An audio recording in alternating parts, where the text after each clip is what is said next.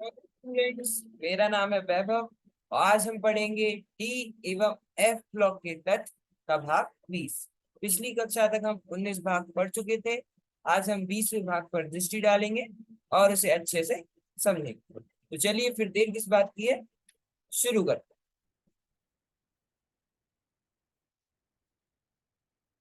हाँ, तो आज हम पढ़ेंगे 4.4 संक्रमण तत्वों के कुछ महत्वपूर्ण यौगिक। है ना, संक्रमण तत्व है ना, डी ब्लॉक के तत्व जिनमें वर्ग 12 को अगर हम हटा दें तो उन्हें संक्रमण तत्व कहते हैं। तो उनकी कुछ महत्वपूर्ण यौगिक है ना, जो कि आपकी पुस्तक में 4.4 पर दिए हुए हैं, जिसे आप वहां से एक बार जरूर देख लेना ताकि और अच्छे से समझ में आए। उसके बाद हम धातुओं के ऑक्साइड एवं ऑक्सो ऋणाएं, है ना, धातुओं के ऑक्साइड एवं ऑक्सो ऋणाएं, इन पे चर्चा करेंगे, जो कि आपकी पुस्तक में 4.4.1 में दिए हुए हैं। ठीक है, तो आप एक बार उधर वहां से इसे देख जरूर लेना। बाकी अब हम शुरू करते हैं। हाँ, तो संक्रमण तत्वों के कुछ महत्वपूर्ण यौगिक देखो, जैसा नाम है संक्रमण तत्व, इनके कुछ महत्वपूर्ण यौगिक है ना, जो कंपाउंड्स हैं, इनके कुछ इंपॉर्टेंट महत्वपूर्ण, हम उनके बारे में चर्चा करेंगे। ठीक है, तो चलो आगे बढ़ते हैं। उच्च ताप पर संक्रमण धातुओं एवं ऑक्सीजन के मध्य अभिक्रिया के फलस्वरूप संक्रमण धातुओं को ये ऑक्साइड प्राप्त होते हैं। देखो, उच्च ताप पर, जब टेम्परेचर या फिर तापमान हम काफी ज्यादा रखते हैं ना, तो उस टेम्परेचर या फिर तापमान पर, उच्च ताप पर जो संक्रमण धातु है, संक्रमण धातु और जो ऑक्सीजन है ना, संक्रमण धातु मतलब कोई भी, जैसे मान लो हमने मैग्नीज ले लिया, एस स्कैंडियम ले लिया, है ना, Fe आयरन ले लिया, है ना, तो संक्रमण धातु और ऑक्सीजन, है ना, ये दोनों साथ में, है ना, संक्रमण धातु एवं ऑक्सीजन के मध्य अभिक्रिया होती है और उसका जो फल स्वरूप है वह संक्रमण धातु के ऑक्साइड प्राप्त होते हैं, है ना, और रिएक्शन से जो प्रोडक्ट बनते हैं या फिर फल प्राप्त होता है वह क्या होता है, संक्रमण धातुओं के ऑक्साइड, है ना। तो चलो अब उनके बारे में पढ़ते हैं। स्कैंडियम के अतिरिक्त सभी धातुएं एमओ प्रकार के आयनिक ऑक्साइड बनाती है। ये एमओ कोई तत्व नहीं है ना, ये देखो स्कैंडियम के अतिरिक्त अगर हम स्कैंडियम हटा दें, है ना, ये डी ब्लॉक में जो हम संक्रमण धातुओं की बात कर रहे हैं, संक्रमण तत्वों की बात कर रहे हैं, उसमें से अगर हम स्कैंडियम एससी जो कि 3D श्रेणी का पहला तत्व है उसे हटा दें, तो जो बाकी सभी धातुएं हैं वह क्या, एमओ प्रकार के आयनिक ऑक्साइड बनाती है। एमओ मतलब यहाँ ओ ऑक्सीजन है और एम क्या है, एम कोई भी एलिमेंट या फिर कोई भी संक्रमण तत्व है, संक्रमण तत्व है। ठीक है, एम जैसे जिंक हो गया, टाइटेनियम हो गया, है ना, तो ये जो तत्व है वह एम को दर्शा रहा है, ये तत्व एम को दर्शा रहे हैं। ठीक है, तो एमओ प्रकार के आयनिक ऑक्साइड बनाती है। ये ऑक्साइड कैसी होती है, आयनिक, है ना, आयनिक ऑक्साइड होती है। ठीक है, कोवैलेंट नहीं होती, कौन सी होती है, आयनिक होती है। कोई दिक्कत नहीं, चलो। इन ऑक्साइडों में धातुओं की उच्चतम ऑक्सीकरण संख्या इनकी वर्ग संख्या के समान होती है। देखो, ये जो ऑक्साइड होते हैं इनकी धातुओं की उच्चतम ऑक्सीकरण अवस्था, है ना, जो मान लो जैसे हम Sc2O3 स्कैंडियम की बात कर रहे हैं, तो स्कैंडियम की जो सबसे ऊंची ऑक्सीकरण अवस्था होगी, है ना, ऑक्सीकरण संख्या होगी, वह क्या होगी, उसके वह जो जिस वर्ग में होगा उसकी संख्या होगी। मतलब जैसे अभी हम ये बोल रहे हैं, जैसे कि Sc2O3 से Mn2O7 यौगिक तक देखने को मिलता है। देखो, जैसे स्कैंडियम है ना, Sc2O3 उसका एक यौगिक है। यहाँ पे इनने क्या बोला, जो ऑक्साइड है धातु, उनकी जो उच्चतम ऑक्सीकरण संख्या है वही इनकी वर्ग संख्या है। तो Sc2O3 है ना, ये इसका वर्ग कितना है, अगर आपको पता हो तो तीसरे वर्ग में आता है ना। यहाँ देखो, पहले और दूसरे में, है ना, उसके बाद तीसरा, तीसरा वर्ग आता है, वहीं से हमारे डी ब्लॉक स्टार्ट होता है ना, डी ब्लॉक वहीं से स्टार्ट होता है। तो ये आता है तीसरे वर्ग, स्कैंडियम तीसरे वर्ग में आता है। और अगर हम इसकी ऑक्सीकरण अवस्था देखें, है ना, तो देखो ऑक्सीजन की कितनी होगी, ऑक्सीजन की कितनी होगी, -2 होगी ना, ऑक्सीजन की -2। तो Sc को मान लो हमने x मान लिया, है ना, Sc हमारा क्या होगा, x हो गया। ठीक है, तो ऑक्सीजन की अगर -2 हुई और ऑक्सीजन कितने हैं, 3 है, 3 इंटू -2 करेंगे तो कितना, -6 आया, आया, -6 आया। अब -6 है ये, और Hc में कितने हैं 2, मतलब x कितने हो गए 2x, 2x minus 6 equals to 0, है ना, 2x इक्वल्स टू 6, x कितना है 3। तो अगर हम इसकी ऑक्सीकरण अवस्था भी देखें तो वह क्या है 3, है ना, और उसका वर्ग कितना है 3 है।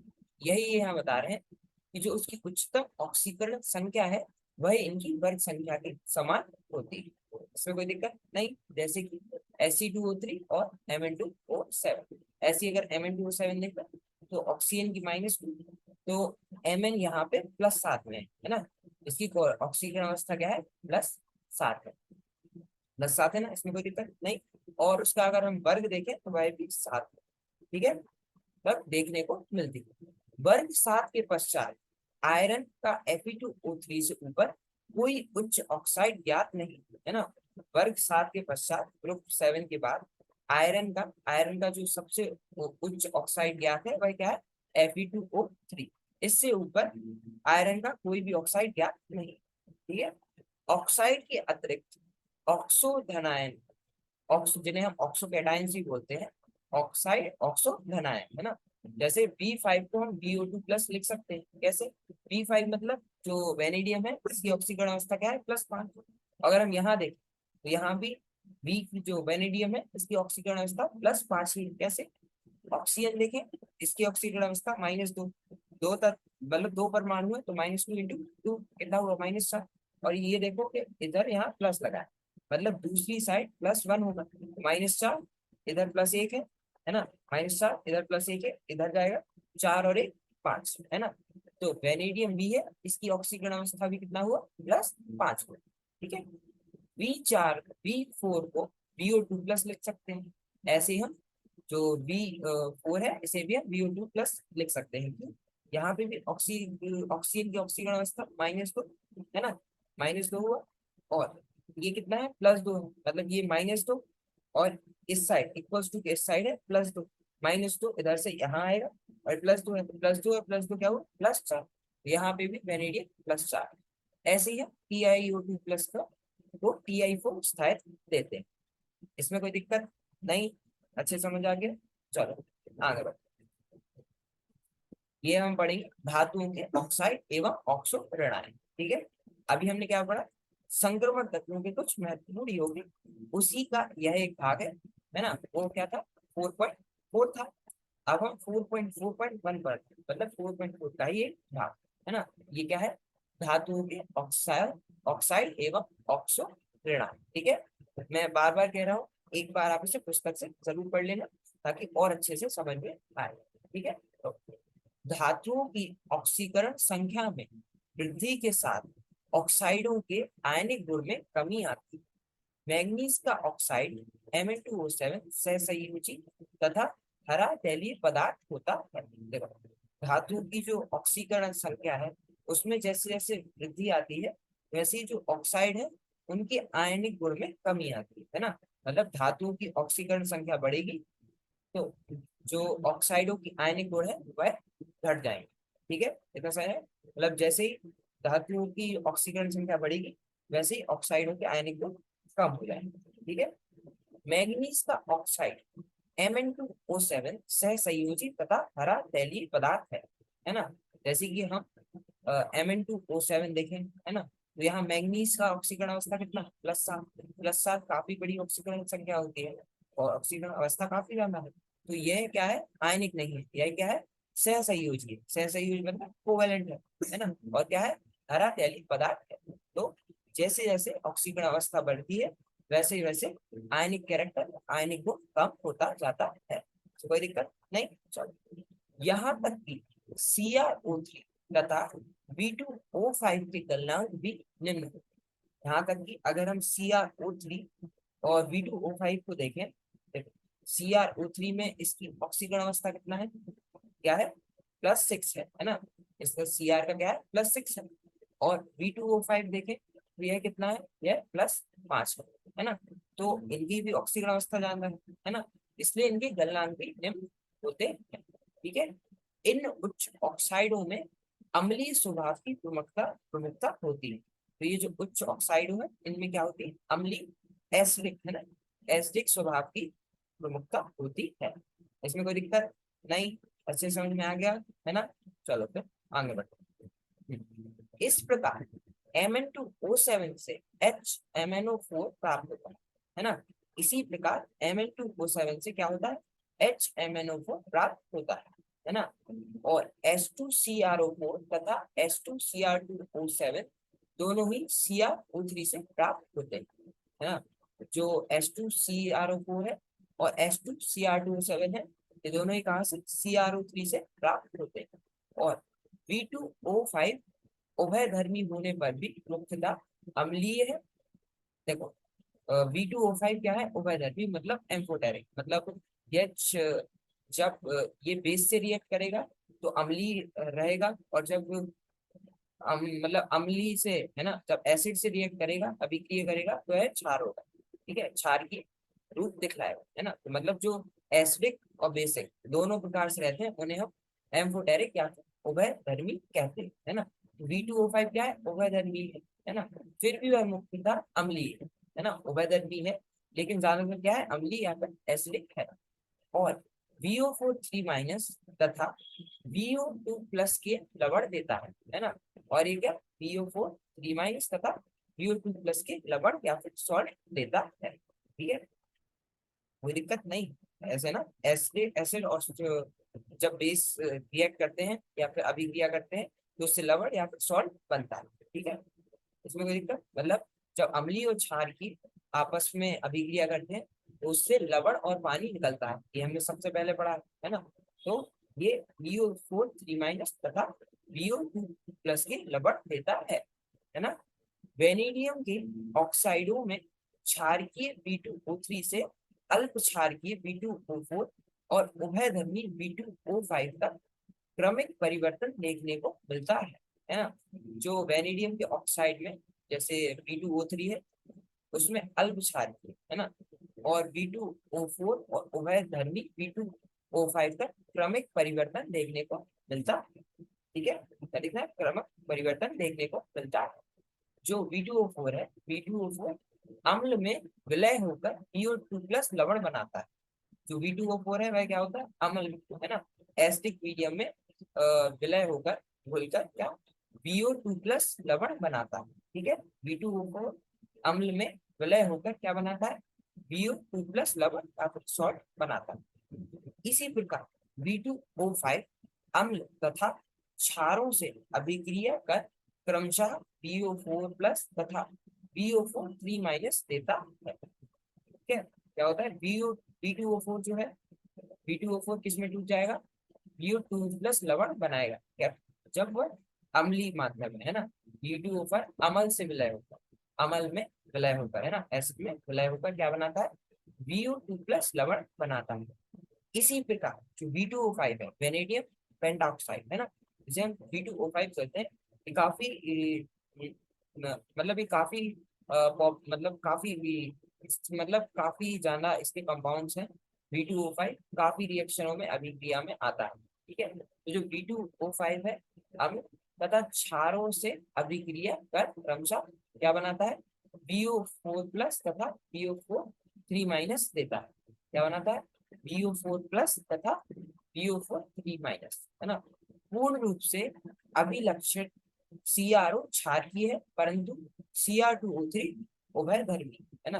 पूर्ण रूप से अगर हम देखें, जो अभिलक्षित CrO है वह क्या है, क्षारीय या फिर बेसिक है, लेकिन जो Cr2O3 है ना, क्रोमियम डाइक्रोमेट, ये जो डाइक्रोमेट है Cr2O3 वह क्या है, उभयधर्मी है ना, उभयधर्मी या फिर एम्फोटेरिक है। ठीक है, तो इसमें काफी है, ये आपको याद करने ही पड़ेंगे कि किससे क्या बनता है ना। इनसे प्रश्न भी आते हैं तो हम इनका कुछ नहीं कर सकते, ये आपको याद करने ही पड़ेंगे। ठीक है, तो एक बार अभी देखना, और कुछ दिनों बाद जब आप दोबारा से इस पाठ को पढ़ेंगे तो एक बार लिख कर इन्हें जरूर देख लेना। और मैंने भी ऐसे ही याद किए थे, अगर आप इसे लिख कर याद करोगे तो आपको अच्छे से याद हो जाएंगे। ठीक है, चलो समझ आ गया। अब आगे बढ़ते हैं।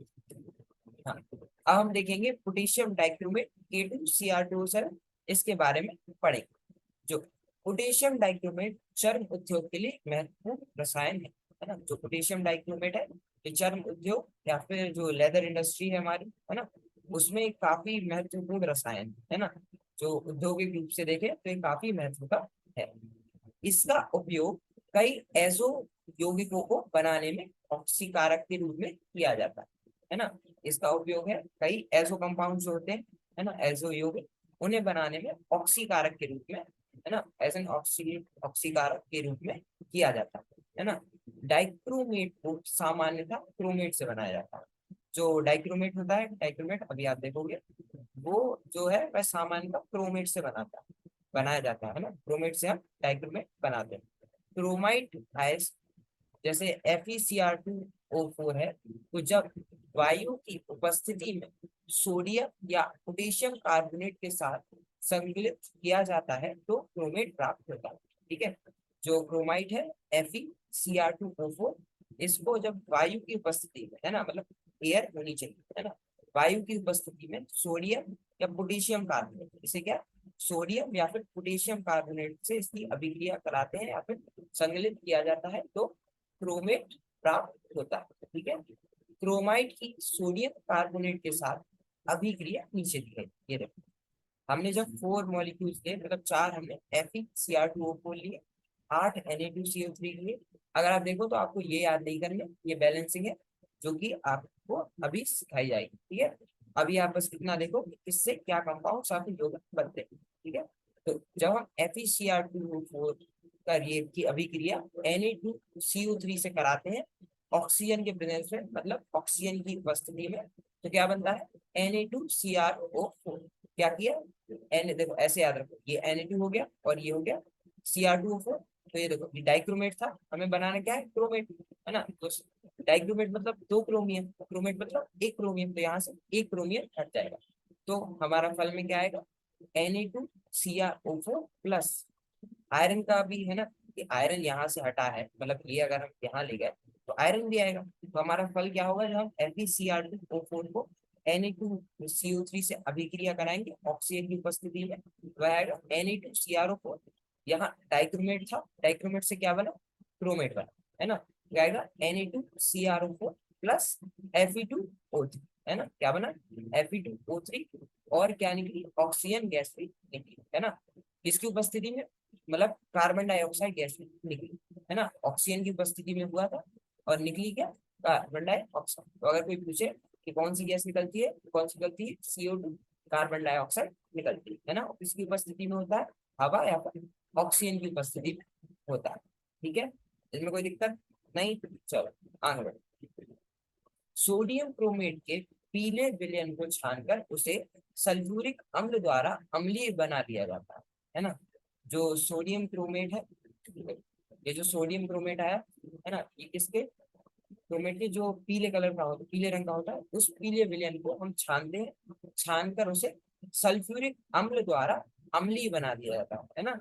सल्फ्यूरिक जो एसिड होता है उसके द्वारा इसे एसिडिक बना लिया जाता है या फिर अम्लीय बना लिया जाता है, जिसमें से नारंगी सोडियम डाइक्रोमेट Na2Cr2O7 2H2O को क्रिस्टलाइज कर लिया जाता है ना। इसका नाम आपने काफी सुना होगा, क्योंकि इसमें वाटर ऑफ क्रिस्टलाइजेशन या फिर H2O अलग से जुड़ा होता है ना। तो क्या बनता है, नारंगी रंग का सोडियम डाइक्रोमेट Na2Cr2O7 को क्रिस्टलाइज कर लिया जाता है ना। Na2CrO4 में 2 हाइड्रोजन डालेंगे, क्या बनेगा, Na2Cr2O7, Na बाहर निकलेगा, है ना, Na प्लस H2, है ना, इसके साथ पानी भी आएगा। इसमें कोई दिक्कत नहीं, आगे बढ़े, चलो। तो आज के लिए हम इतना ही रखते हैं। आज हमने संक्रमण तत्वों के कुछ महत्वपूर्ण यौगिक देखे, उसके बाद धातुओं के ऑक्साइड एवं ऑक्सो ऋणायन पर चर्चा की। ठीक है, आज के लिए इतना ही रखते हैं, बाकी अगली कक्षा में हम धातुओं के ऑक्साइड एवं ऑक्सो ऋणायन पर आगे बढ़ेंगे। ठीक है, तो आज के लिए इतना ही, धन्यवाद, थैंक यू, मिलते हैं अगले भाग।